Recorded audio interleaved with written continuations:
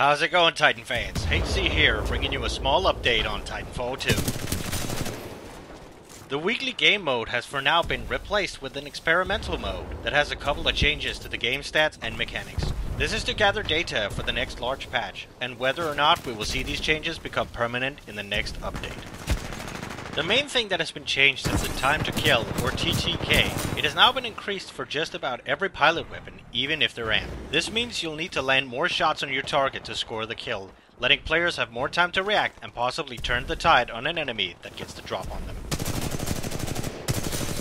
Some weapons seems to suffer more than others. While the playing field has been leveled a bit, weapons like the Cold War and the SMR have become much harder to use, while something like the G2 barely seems to have changed.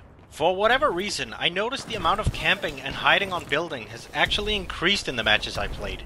I can't say for certain if it's because of the changes, or I just happen to play with people who can't seem to move. But if it's due to the changes, this is the exact opposite of what they should encourage. Another detail is that because it's a little easier to survive now, melee attacks have become much more deadlier than they already were. If Respawn choose to up the TTK permanently, something has to be changed in regards to melee. Since pilots can survive for longer now, changes to some of the tactical abilities have been made to prevent them from becoming overpowered in the right hands. These are as follows. Stim speed boost has slightly been decreased. Phase shift now only have one charge, but it lasts longer. Grapple has a slightly longer regen time. I'm happy with the changes to the phase shift and hoping this will be a permanent change. The others I've yet to decide on.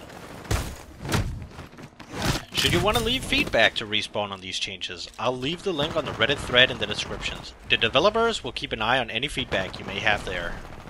So what is your opinion on these changes? Personally, I think there's potential here, but it needs to be made further changes if this is the route they wish to go.